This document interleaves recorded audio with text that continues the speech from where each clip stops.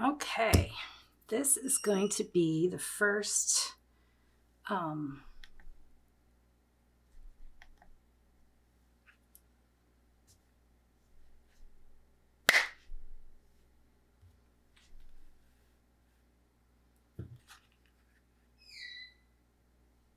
so today I'm going to be dyeing 2 pieces of fabric. I'm going to start with this one because it's a little less complicated, or more complicated depending on,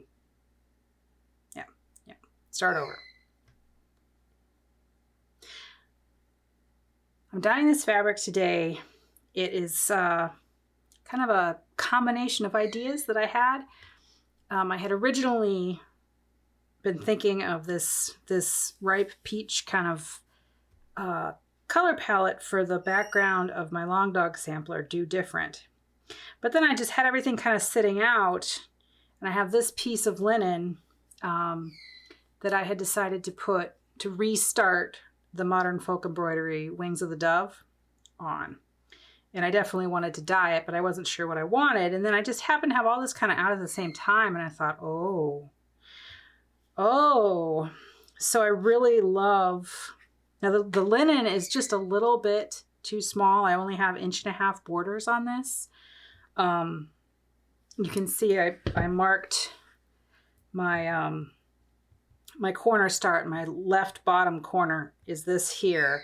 So I marked that just in case it shrinks. I don't want to go by the actual measurement after it's shrunk. I want to go by the pre-shrunk measurement. So that's the corner. And so I've got, what, 2 inches on the bottom, 1.5 inches on the sides. And that's just not enough. And so I was thinking, oh, I'll just sew fabric around it so that I can put a hoop on it and everything. And then I saw this jelly roll with these batiks, and I thought, oh wow, look at that. That's the same as my ripe peach colors, right? But you know, it didn't really work with the Do Different. I don't have enough of this color floss, and it's really so pleasing. These colors together are really, really gentle and soft, but vibrant and, you know, enthusiastic at the same time. So I kind of just did a switcheroo. So this is going to be the Wings of the Dove color scheme. I'm not going to sew these on until after I'm done with the stitch. I'll do some waste fabric on that can get messed up, and this will be like a frame when I'm done. But I've got it out now because I want to use it to help guide my eye while I'm making the colors and while I'm dyeing it. And this is 436, DMC 436. Really nice color. Repurposed from another project. So I had all the colors out. This is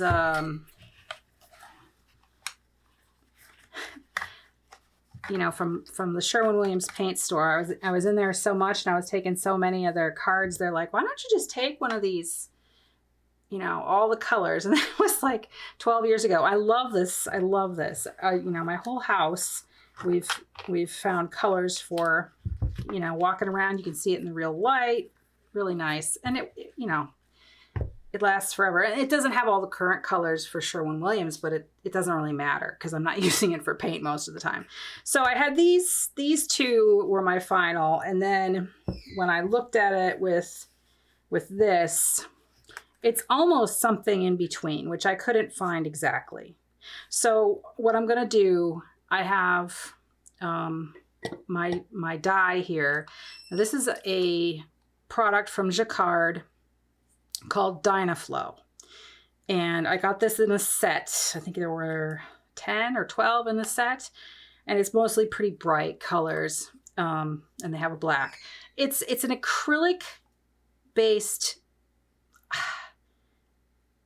they say free flowing liquid. They don't even tell you if it's a dye or if it's not a dye, it's not an ink, but it acts like a dye. It doesn't build up on the surface. So you can it's still soft and you can stitch.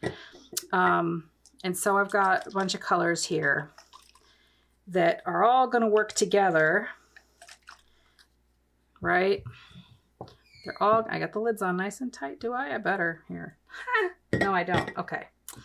Don't want to make a mess. One of these lids is a little leaky. Okay. I'm not going to do that. You saw the colors. So I'll mix them together. And I'm just going to kind of freeform it. And I'm going to aim for something, this value here. I don't want to go too dark.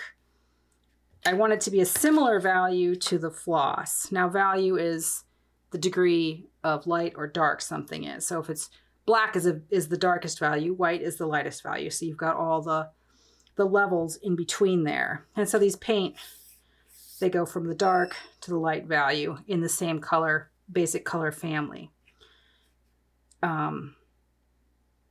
So yeah, something like this value, so that the floss still looks bright, but not high contrast, right? I want the colors to show up really nice next to each other. Now, you see when I put it over here, I don't know if you can tell in the camera, but it makes the floss look a little green, whereas here it looks much warmer because this has blue in it and this doesn't. That's the main difference. So no blue, but I might use a little of this magenta, which is, you know, red with a little blue. Okay, so I'm going to set these. They're not going to be in your view, but they'll be in my view. So I can keep an eye on that. Okay, I think I just tore that because it's, when it's humid, these pieces, the cards won't go back together when it's humid because they all swell up and they just barely fit. Okay, so that's out of the way. This I'm going to set to the side where I'm not going to get ink on it, or dye on it, but it will, I can still see it. So, okay, here's my piece of fabric. I'm going to zoom this out just a little bit.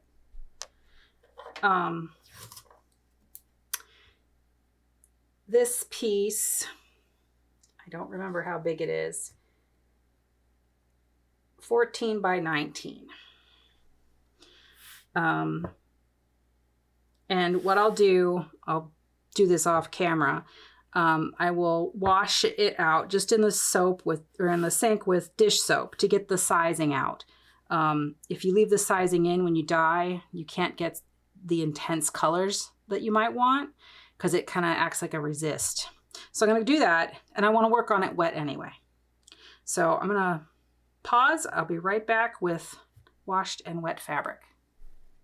All right, so it's wet. It looks a little wrinkly. I'm just taking my rings off here because I don't want to get dye stuck underneath them and then dye my skin. So these Dye-Na-Flo, I'm just going to call them dyes. They're heat set. You can heat set them with an iron or in the dryer or something like that. I use an iron. So once it's all dry, then I'll heat set it. And then just because I'm extra cautious, I will wash it just to make sure that it doesn't bleed all over the place. Okay, so you can see my table through there. I've got a mister. I've got a cup of water to rinse my brush out in. I have just a generic, sort of cheap synthetic brush. And I've got these 4 colors. Sun yellow, bright orange, magenta, and brilliant red. I'm going to start by laying down yellow over the whole thing.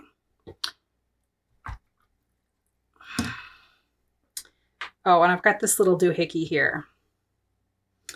And what I'm going to do, if I was brave, I would dip my brush in a little reused thing. So I'm going to put my dye right in there. I'm going to grab some water. This is partially to rinse out the dropper, and I want to thin out the dye because I just want to have an undertone of yellow. Okay, so starting with a wet brush, if you don't, and use a big brush, use the biggest brush you've got. All right, so start in the middle.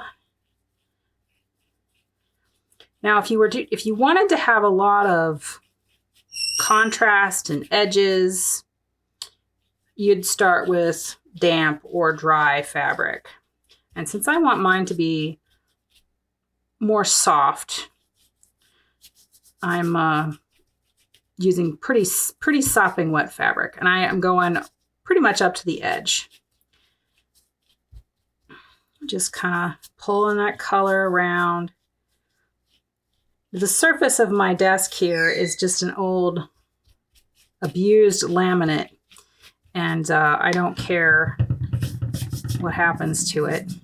It cleans up pretty easy with a little bit of soap and a scrubber, because I've done this before on this table, so I know it's not going to cause me any trouble. Usually when I use this dye, I'm doing it for more like I do art quilts too, and so I'll have a specific color or texture or something that I want to get, and so I use these inks for that too. I keep switching what I call them. I'm sorry. I really don't know what to call them. They're not technically a dye. All right. So since I have marked my bottom left corner there, I can, as I work, I just want to use up all this. I can kind of weight the colors differently from top to bottom. So a pretty standard thing to do. I'm going to rinse out my little cup here. Okay. So a standard thing you can, if you know, when I do a painting, you have the flow, the whole composition also depends on how the colors lie. So if you have bright colors at the top will come forward. If you have more heavy, darker colors down here, or just more intensity of color toward the bottom, you can manipulate how something is seen. Okay, so this is the bright orange. They have color numbers too. I just realized the sun yellow was 801. This is 803. And you should shake them thoroughly before you use them. I've shaken them off camera because that's just a good guarantee that you're gonna screw something up if you try to do it on camera. Okay, so I'm gonna do the same thing, a dropper, but this time I'm going to close my little jar here, because this one I think is the one that was leaking, and I don't want to do that. I don't want to have a leak. All right, so this is a much brighter color. So you can always go darker, and remembering too that almost always things dry lighter. Almost always. Okay, so, well, that decided it for me. I dripped.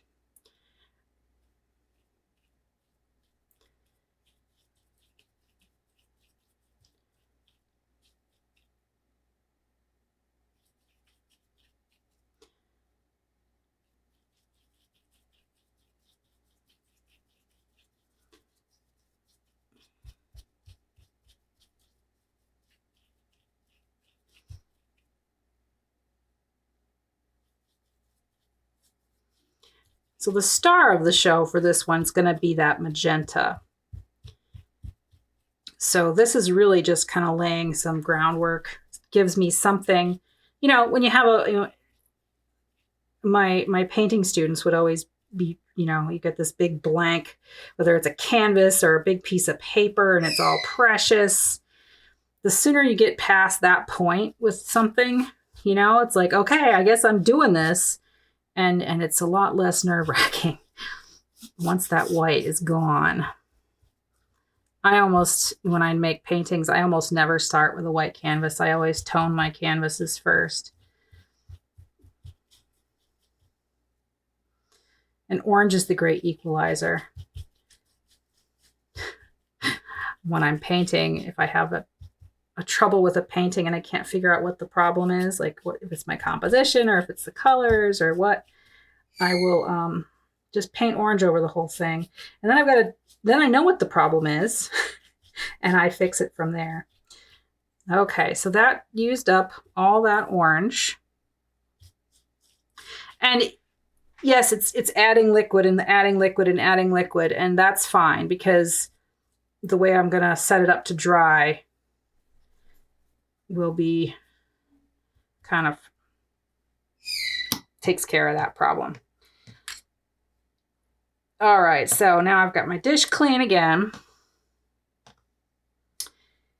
And this is where it's gonna get exciting. Okay, so I'm gonna get the pink.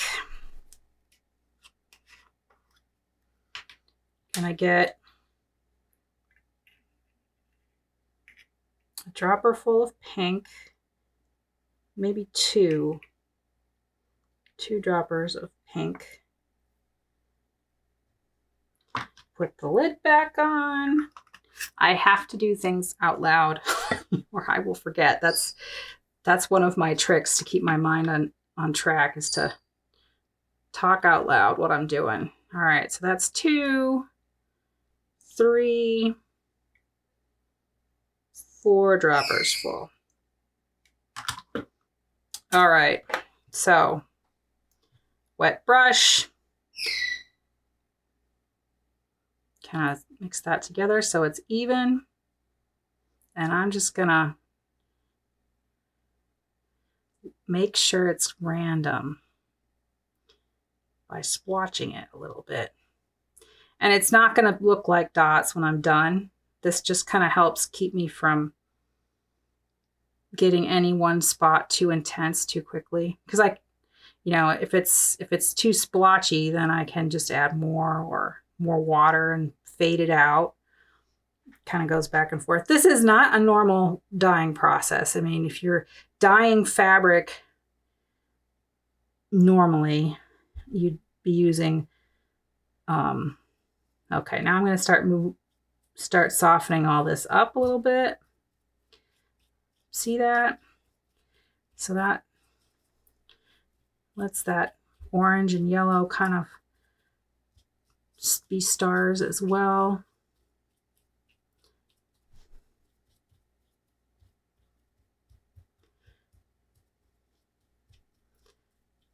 Yeah, normally you'd have like a container and you'd put the fabric in the container and then you'd pour the dye on top, and there's all different kinds of ways to do that. And I've done that.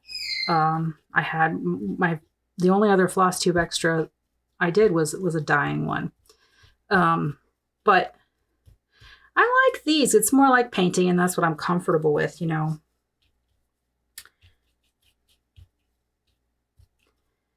Okay, so a little bit more up in here.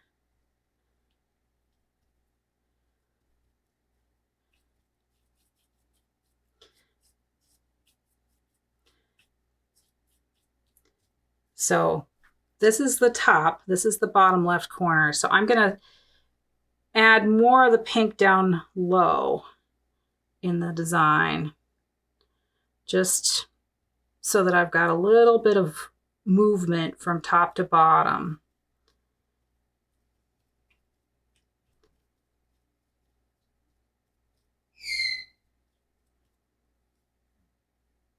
That black spot is on the desk underneath, it's showing through.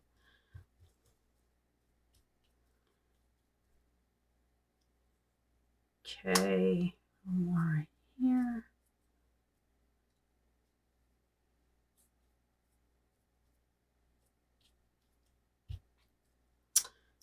All right, so that looks pretty good. I like how it varies, you know. A couple of these are not quite as soft as I'd like, so add a little bit of just plain water and see how that just spreads it out. All right, so now what I'm going to do, very carefully, I'm going to bring this back across into your view. What do you think, huh? I think I could go a little darker with more orange. So maybe I'll mix a little bit of red with the orange or with the magenta. With the magenta. No, with the orange. I'm going to mix a little bit of, I've got the bright red. I don't want to use it straight because it's really intense, but I'm going to mix that with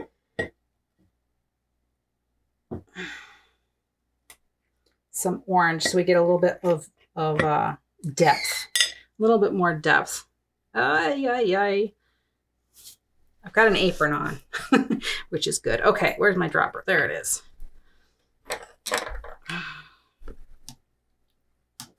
Okay, I'm going to suck up orange,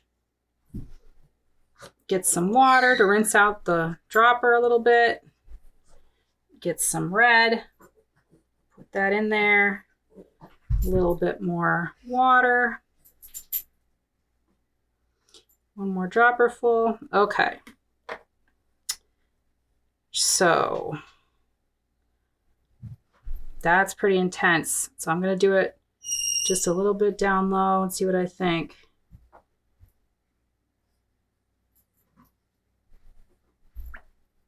I'm not sure I like that too much. All right. Set that to the side. Soften this up.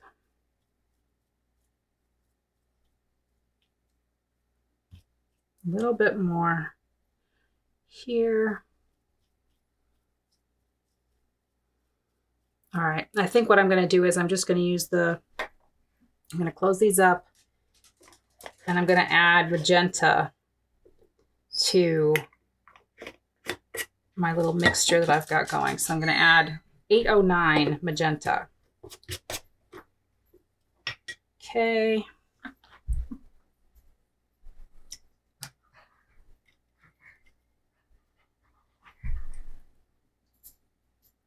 And I'm not going to water it down anymore. I'm just going to mix that together.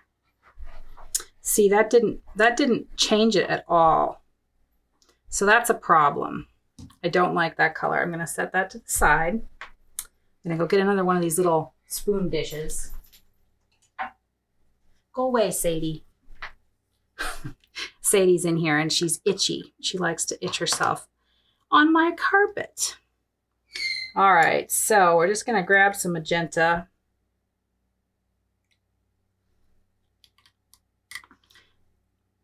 And not much water, just the water from the brush.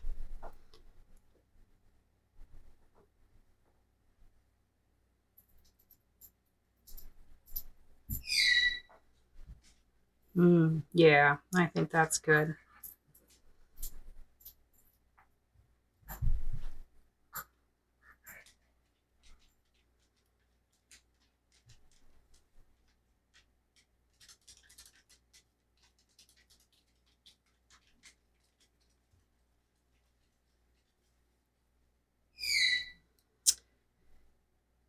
All right, I'm going to do that again.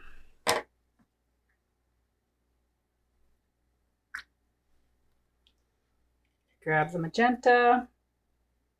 And this time I'm going to pull a little bit of this red that I mixed up, this red orange, and add it.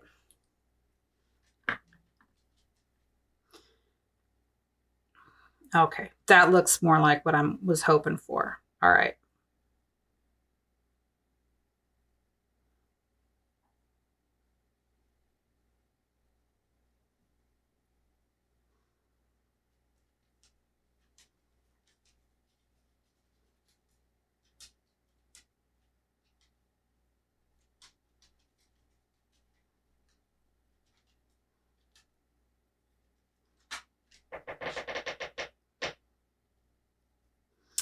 Okay.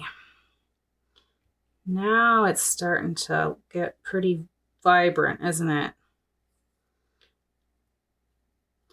Now I just hit these spots with the wet brush, not adding any water. I'm just kind of, there's so much water caught in this fabric and between the fabric and the table that all I have to really do is push down and I'm getting more water pulled up into the fabric.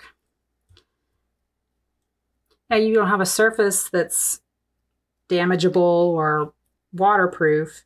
Just, you know, parchment paper, like baking parchment paper. Wax paper tends to shred when it gets wet, which that can leave you in a bind. I've messed that up before, but parchment paper is good. If you have an old silicone baking sheet, maybe that might work. A cookie sheet, really. Like, go to the thrift store and get an old cookie sheet. That works just fine, and it doesn't take up much space. Okay, a little bit, knock down that yellow, just a little bit. Okay.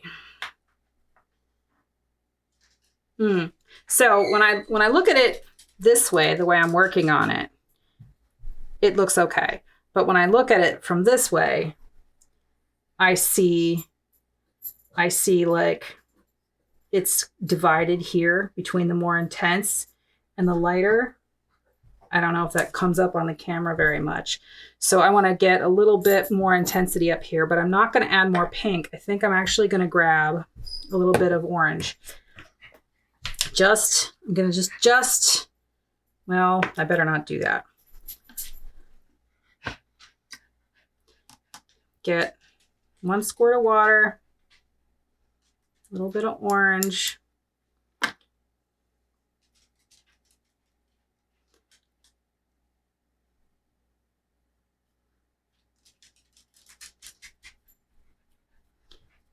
Just up the intensity a little bit so that we don't have like a division anywhere.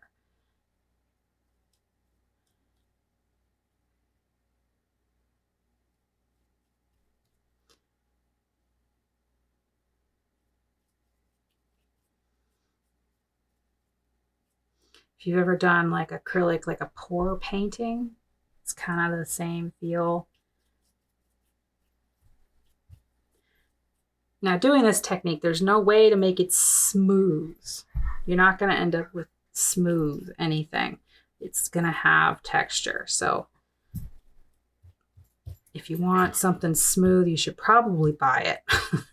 I think it's pretty hard to get a hand-dyed fabric looking really uniform. Okay. Putting my extra on the sides because those aren't going to show much, but we want them to have a little color too. Okay. Now I'm liking it. I'm looking at it vertically now.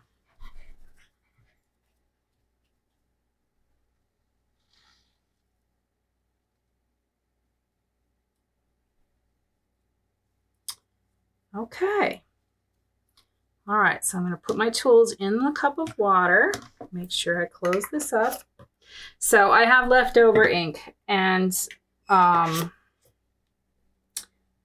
normally I would use that on like just a random piece of fabric, and I'll probably do that like a rag, right? And then you have a rag that you can cut up and use in some sort of, you know, some slow stitching or something. Okay, so what I have now is a very wet piece of fabric. And what I'll do is I'll move all my dyes out of the way, and I'll set a fan so that it blows across. And what will happen is it'll dry from the top. The top will dry first, and that'll suck the moisture up from underneath. And then that'll dry. And so what happens is all the color gets pulled to the top of the fabric. It takes a while to dry. That's why the fan, and it's super humid today. but that'll pull all that intensity to the front, and the back will be really light, and the good side, the front, will have all the intensity. So it might not lighten too much. It might be okay. We'll see. So I'll stop the video. I'll set that up, and I'll show you the dry version after it's all done. It'll be a few hours, so I'll have to record that tomorrow. It'll be dark by then. Cool. I like it. Hello. Okay, so I have a piece of white 40 count linen here. I think it's a Jacquard base.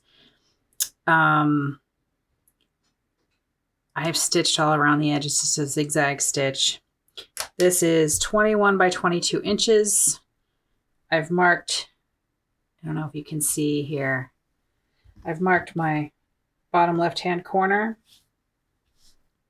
And it's a little big. Let me see if I can. Yeah. You can see the tripod legs, but that's cool, right? All right, so this is for Do Different, a Long Dog sampler, Do Different. And that doesn't show. Now this is, I've completely changed my mind about what I was going to do, and I'm really glad that the last dye job I did for this didn't work. So this is a sulky. This is the thread that I'm going to be using. It's a 12 weight sulky. Color number,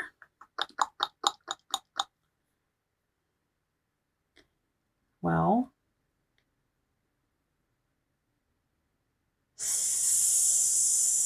1096, 712, 1096.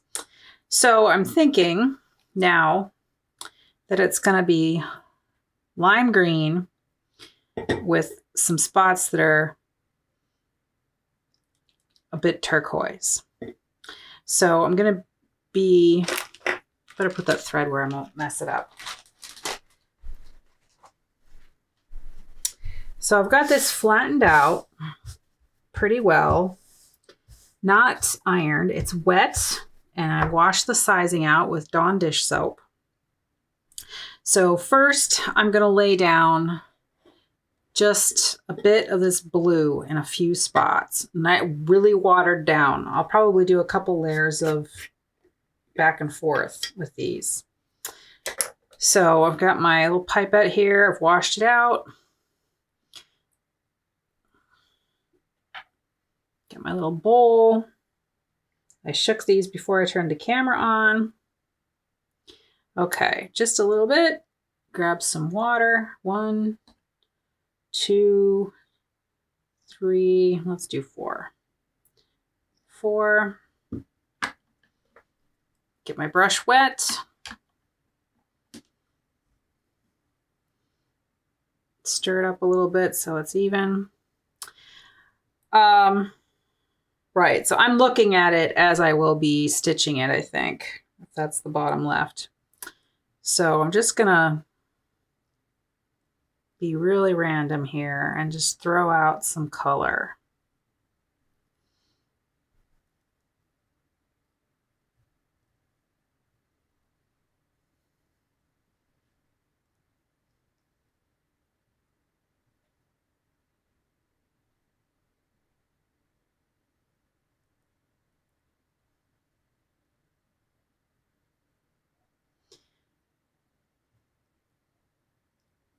So this sampler, Long Dog, Do Different, has a center section where there's a lot of more solid stitching. And so I'm going to put some of this, more of this in the center, just as a way of kind of helping coverage. And it won't make it harder to stitch or to see the design. Okay.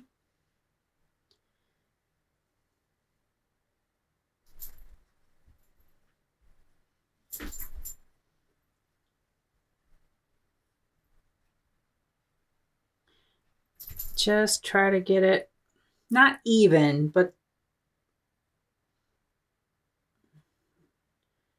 sort of deliberate looking, if nothing else. Okay, so the rest of that I'll put in the center, make that a little bit more.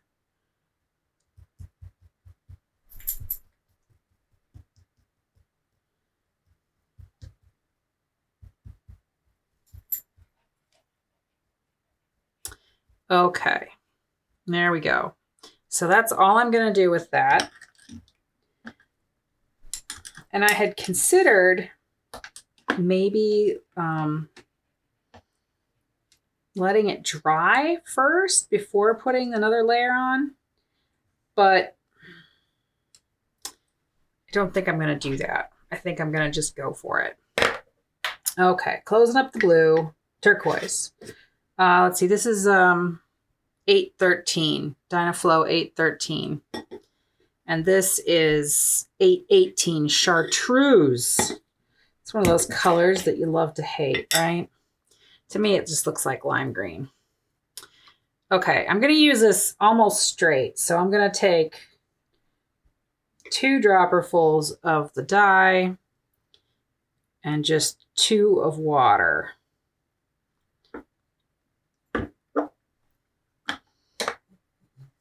And I'm going to start from the outside and work my way in, probably upper corner here. And I want this to be right. So I'm just going to lay it on here and not try to move it around very much with my brush, just to get it on. And see, it's going to just eat up a lot of that turquoise. See how that turquoise just becomes a real subtle thing?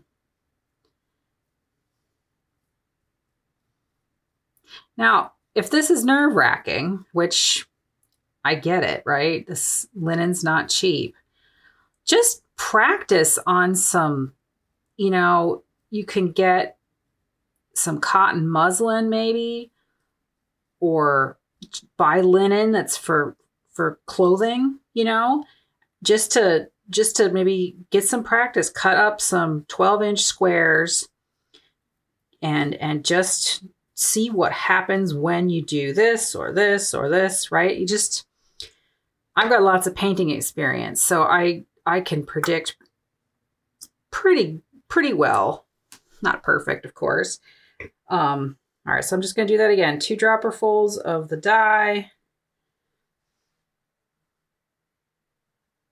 2 of water.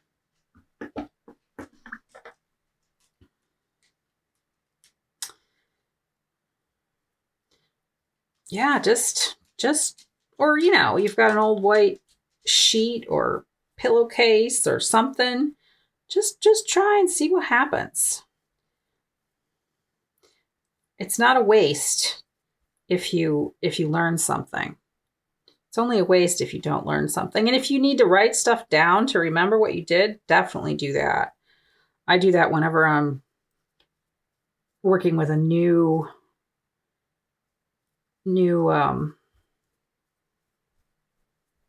media, you know, like watercolor or ink or dye. You know, like when I'm first experimenting, I'll measure more and I'll try to write down my steps. Ooh, this is so pretty. And this is going to take a lot of dye, I can tell. This is just eating it up, but I really like it. I really like it. Okay. 1, 2, 3, 4. 1, 2, 3, 4. All right. So one thing that I will do, even though the fabric is soaked, you know, soaked through, it's wet through, I try to keep what they call a wet edge. So before this dries down here, I want to come back and go back into it, right? So you want to just keep like painting a wall, you know, if you've got a roller and you go back over something that's been sitting there a little bit and, oh, right, it gets all gloopy on you. Painting walls is a good way to learn what not to do. Okay.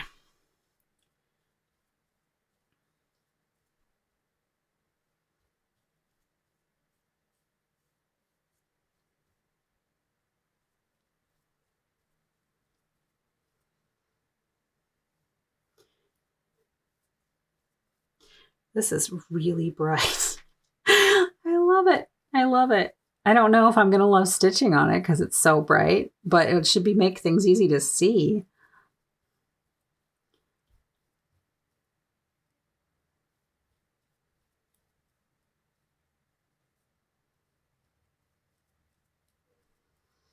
You see how that turquoise is just kind of, it's still there, but it's more of a shadow. If I had put that on top of the green, it wouldn't do that. All right. 1, 2, 3, 4.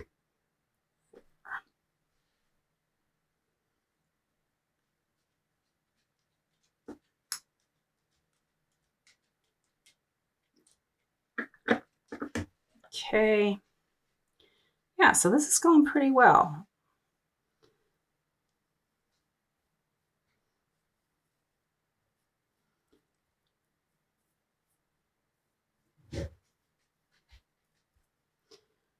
So one thing I did after I washed this fabric, because the wrinkles in the fabric from when you wash it and squeeze it out, if you don't iron it before you put the dye on, then those creases kind of stay. So I deliberately kind of crushed it, you know, in a specific, like, lengthwise. And that has given me some sort of direction. You could probably see the direction, like a grain to it almost. Get that salvage.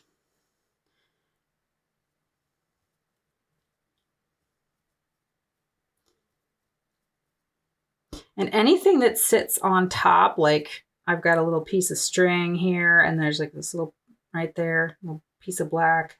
Anything that sits on top is gonna, as it dries, it's gonna end up being white. It's like, it's sort of like sun printing when you because when I dry this, I'll do the same thing as I did with the last piece where I just dang it, don't quite have enough.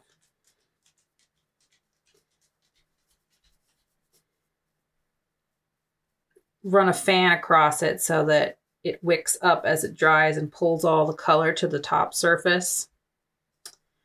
Ooh, I like it, but I don't think it's quite there. I think I want to use some of this straight without extra water so that I have some more intense, not intense, but more, some areas with a little bit more depth. So put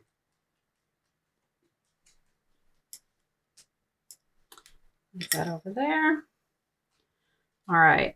And so like where I think it looks light, I'm going to add some of this. So like here it looks a little bit more yellow than I would like. Here.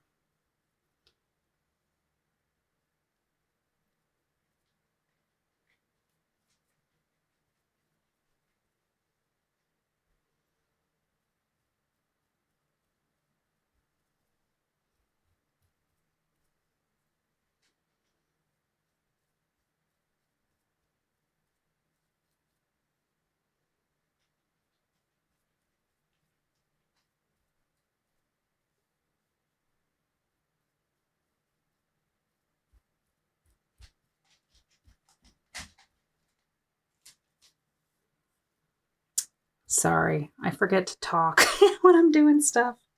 All right, I'm going to do just a little bit more of that.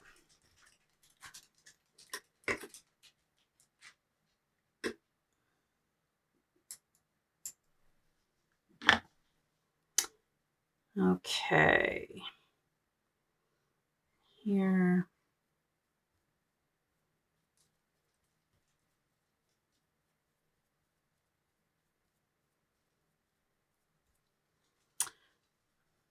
This stuff's really easy to work with. It does kind of splatter if you're not careful.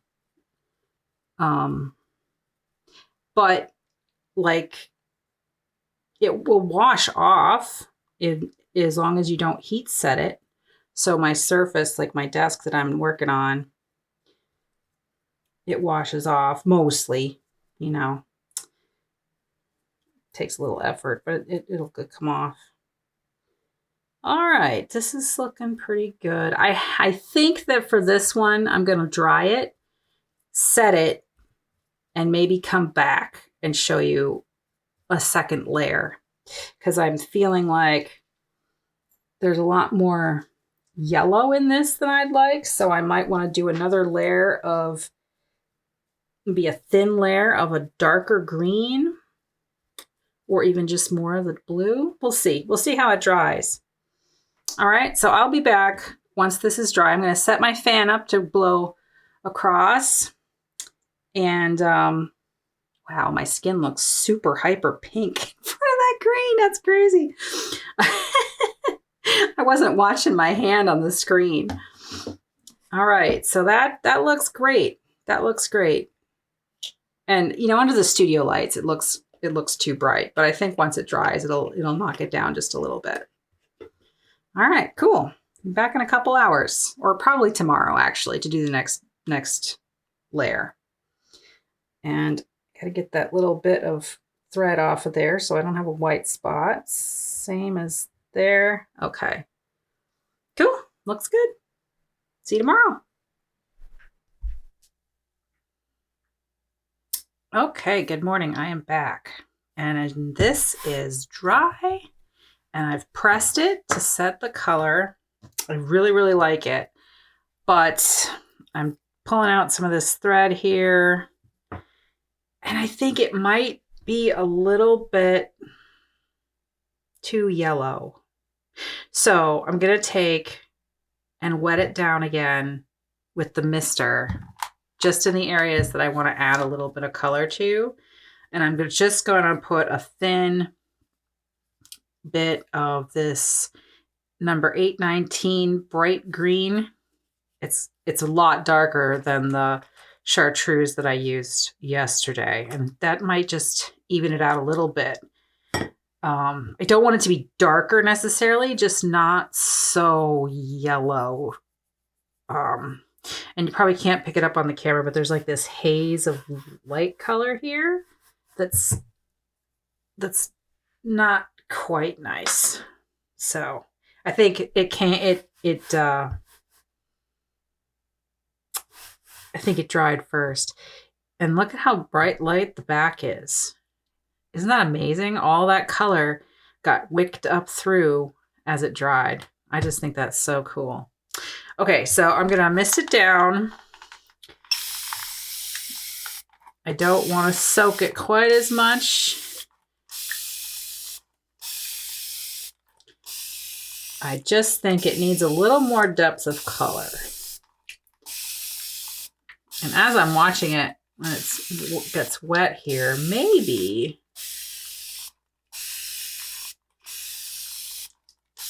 Oh, and it definitely did shrink quite a bit. I'm glad that I put my little mark in the corner where I'm supposed to start. It shrunk,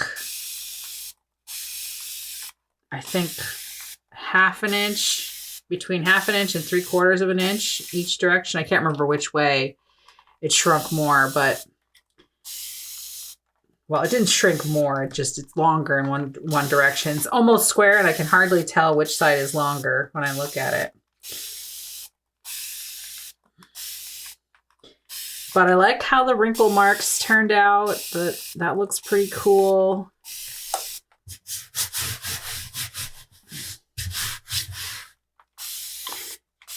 dry. It's hard to tell.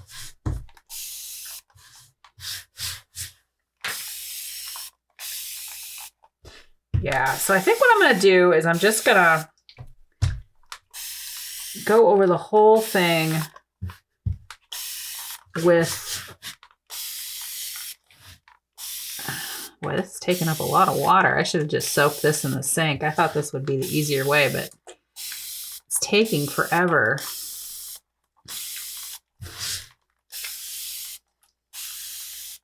I'm wondering, now that I'm seeing this dramatic change from the back to the front, if I couldn't do sun printing without the sun.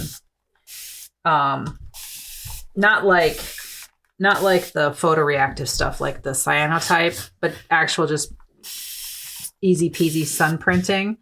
I've always done it outside and I have a really hard time being in the sun, so it's not something that I've really explored a whole lot.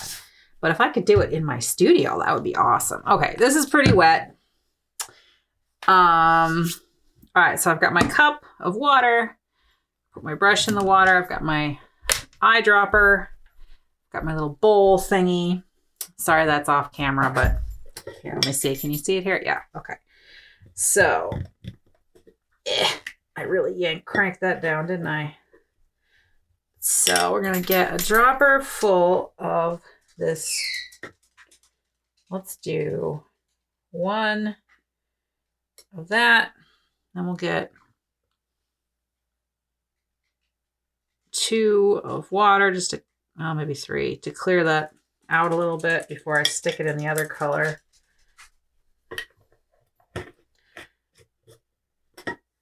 I do try not to cross-contaminate these little containers, especially if I'm using these colors aren't that different from each other, but if I was using really different ones.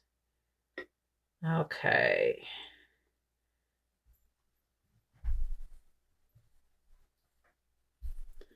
Okay. Ooh, isn't that cool? Look how cool that is. It's swirly. Add a little more water. Don't want to overdo it.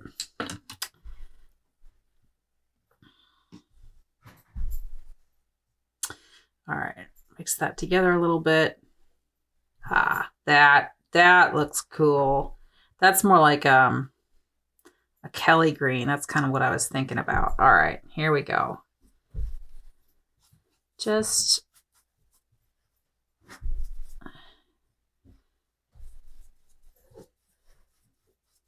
a little bit. I don't want to lose that cool texture that I've got going.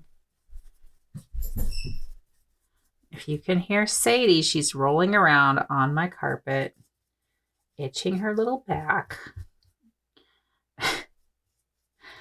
Sadie is 13 years old, and she is still my wild child, aren't you, Sadie?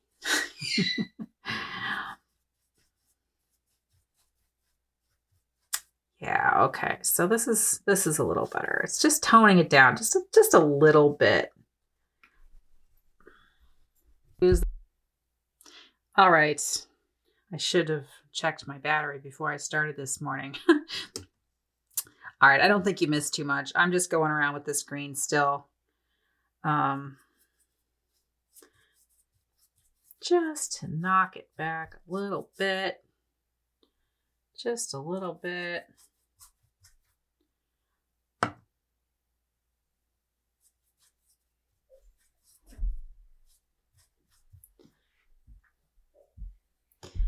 Like I said, I just want to add a little bit of depth to the color.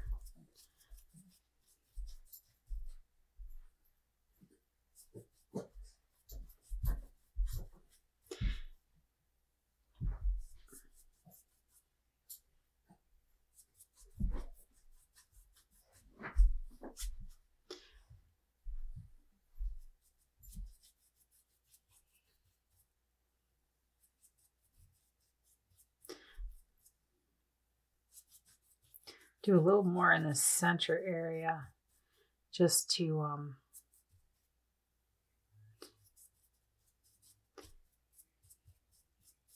because that's where the design has a lot of variation. So if you can see, I'm just kind of skimming the brush along. I'm not really pushing it into the grain. So it's just a really delicate sort of addition.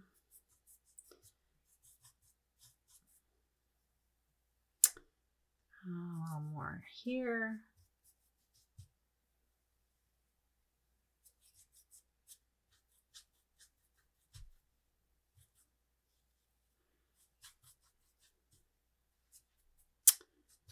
Okay, what do I think? What do I think? I think I need a little bit more. All right. Put some water in there.